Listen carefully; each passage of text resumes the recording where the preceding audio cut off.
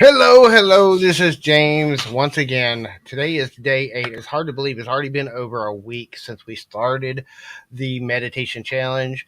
And today we were meditating, and I've been talking to some people over the last several months. This wasn't just a one time thing. It's over the last several months, I've been talking to some people about spiritual gatekeeping and about some of these spiritual uh, teachings and some of the deeper spiritual teachings, as well as some of the energy work that we talk about. And some of the energy work, I do work as an energy healer. I've also worked for 10 years with a Native American healer.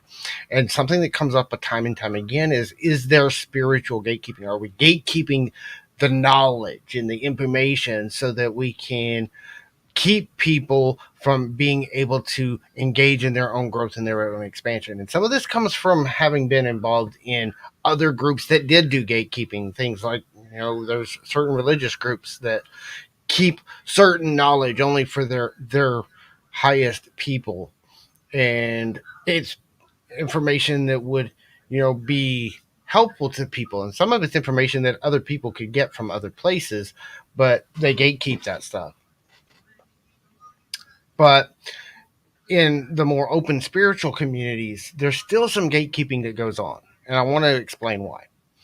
As we dive into the spiritual work, as we start really getting in tune with the soul and the energy bodies, and we start diving into that, there's certain techniques and things that we can learn how to do that some people shouldn't learn, and that there's things that, if you're not in the right place when you going through this stuff, there are certain techniques and certain things that would be like a surgeon going in, and it would be like, if I was to teach it openly, it would be like giving my 2-year old a scalpel and saying, hey, go do surgery on your sister.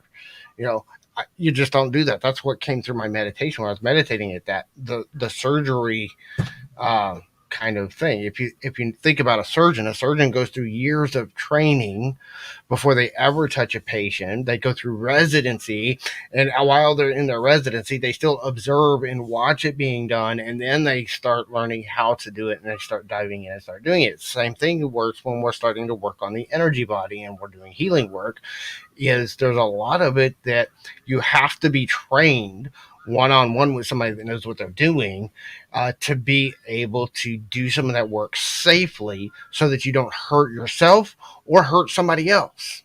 And I've seen people that didn't do that kind of training, that just kind of picked it up intuitively, or they were trained by somebody that didn't pay attention to who they were training, and then they went out and they used those skills and they hurt somebody else or they hurt themselves. I have a really, really good friend of mine who's no longer with us now because he was doing that kind of energy work. His ego was still too involved in things, and he hurt himself, and he's no longer with us now. Um, and so there is some gatekeeping that goes on, but it's not malicious, and it's not to keep people from their growth. You can learn everything that you need to learn for your expansion and for your growth. And we teach everything that I know about the connection with the soul and the connection with the expansion. I teach people openly. Now, some of it we do in more private one-on-one stuff. We don't do it right here on YouTube, but we do teach some of those skills more deeply, more one-on-one with people. But there's some things that I've been taught that were told to me when I was taught them. You can't teach these to anybody else. And now I understand why, because as I come to understand the energy body more, and I understand more about those energies and what I'm working with when I'm working with those things, I wouldn't want to teach it to somebody else that's not in the right place. And I'm not, I'm evolving, and I'm growing, and I'm getting better at tuning in with other people's energy, but I'm not at a place yet in my own uh, comfort with it to be able to say that I could definitively say, yes, this person is energetically in a position where they're ready to start doing it. So I won't teach those things myself.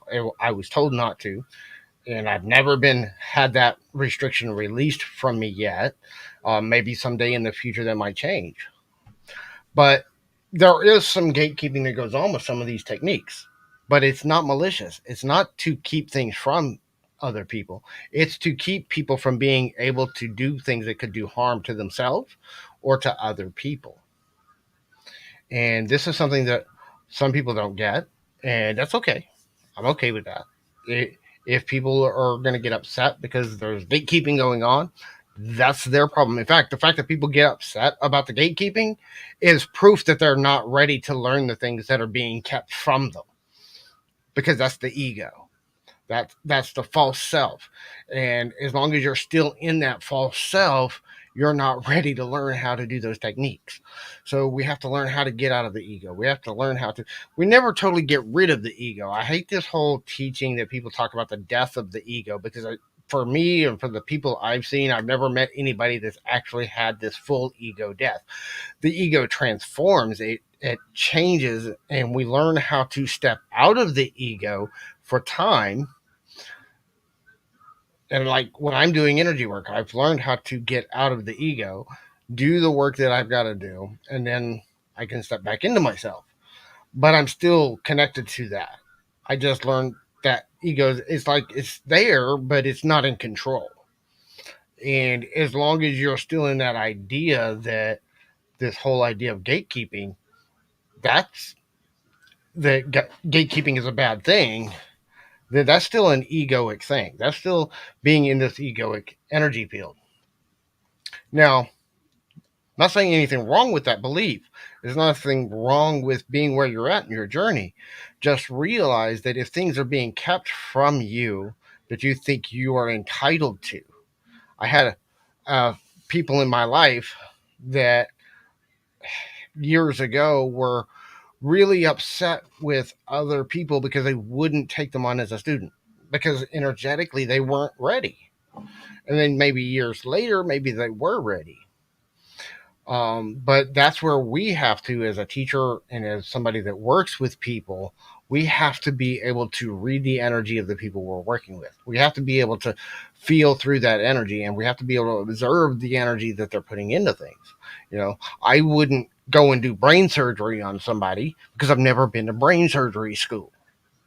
And it's the same thing. If you haven't been trained by somebody that knows what they're doing and how to do this stuff, and a teacher will go on the pace of what they think that student can handle based on their where they're at, and by observing and watching and working directly with them. But it's not something that's being done to harm people.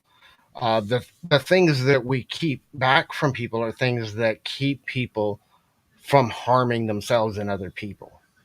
But everything you need to learn to follow your expansion, to follow your growth, when if you feel that calling to do that kind of work, then the teacher that will teach you that will show up. That's part of the faith. That's part of the knowing, and that centeredness in that knowing. You know that the teacher is coming when the calling comes for that kind of work.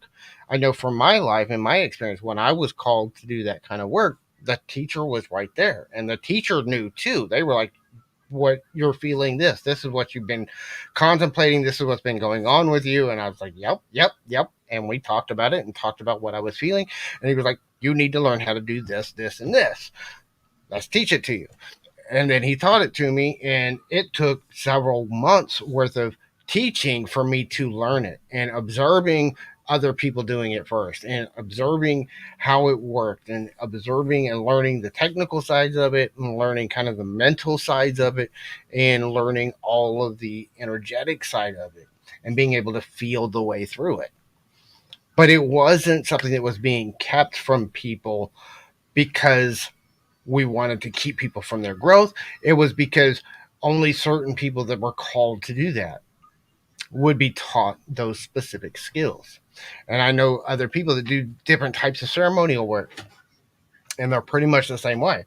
And I know people that have learned some of these ceremonial works and their ego was still involved. And sometimes a lot of those people are no longer with us because they got their ego involved, and they did work that harmed themselves and harmed other people. So is there gatekeeping going on in secret knowledge? And there's some of that knowledge that's becoming more known now. Like if you look at the Hermeticism, the Hermetic principles, the basic principles of Hermeticism were secret knowledge that were only passed down from teacher to student. Now they're being more widely spread. There's still deeper teachings within Hermeticism, though, that is not widely spread. There's still some of the deeper knowledge, some of the deeper teachings that are still passed from from teacher to student, and that are not taught openly. So what we see in the books is kind of a watered down, surface level version of understanding the Hermetic principles. Um, and there's a lot of those teachings that will not be taught openly, but maybe as the consciousness evolves, more of those will become more openly available. But the consciousness, as long as we're still having this ego consciousness, some of those teachings can't be taught just openly. So that's my take on gatekeeping. It is something that's an important part of it. It's not being done to harm people. It's not limiting people's growth. It's not putting limitations on what people can do. And the fact that we're focused on the doership, it's again, one of the things I've been talking a lot about is the spiritual journey is not about what we learn how to do, the manipulation of energy, the manifestations, the magic, the techniques, and all those things. That's not what the spiritual journey is really about. It's about deepening your connection with your source and with your soul. And some people get a calling to learn how to do certain techniques, and they will be taught those techniques when they're ready. But not everybody's journey is the same. And some of those techniques need to be passed from a teacher that knows how to tell when that student is ready. And so you'll never see it in an open format, hopefully. So that's my take on it. That was today's meditation. We were meditating on that, and the insight that I got through that when I was meditating on it, and I kind of have already contemplated this for a while, but the analogy that came to me through my meditation on it today was that it's like a surgeon.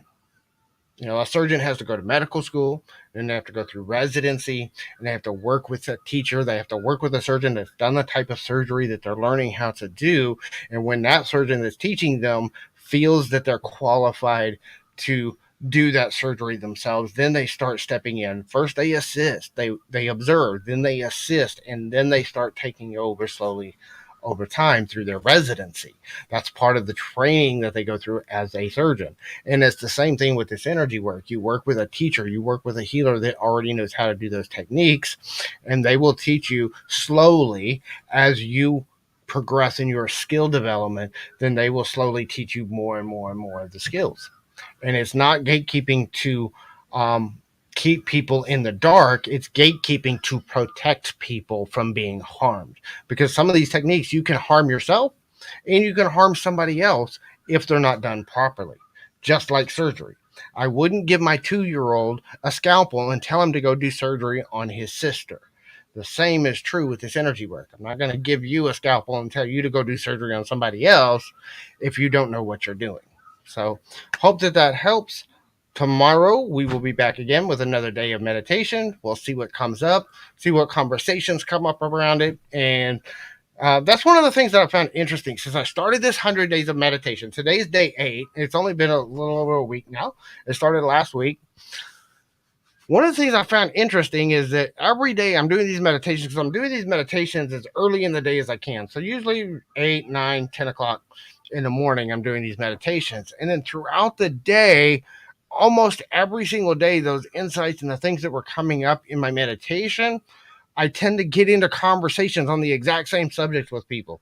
And the same thing happened today. I had this going on in my meditation, and I had this gatekeeping idea coming up in my meditation today, and we were talking, contemplating it, and meditating on it for about an hour. And then I got into like 4 different conversations today with people talking about spiritual gatekeeping. So it's just been weird that every day, the things that have come up in my meditation, I've actually gotten into conversations with people that were talking about the exact same thing. I just think it's kind of weird. I don't think it's coincidence. I think it's synchronicity, and it's showing that I'm doing exactly what's meant to be happening. So we will see you tomorrow. Have a fantastic day. And if you have any questions or comments, leave them down below. We'll see you in the next video, and have a fantastic day.